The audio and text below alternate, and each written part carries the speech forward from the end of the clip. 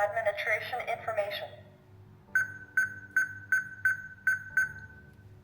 Press 1 for administrator setting. Press 2 for user setting. Press 3 for system setting. Press 4 to reboot system.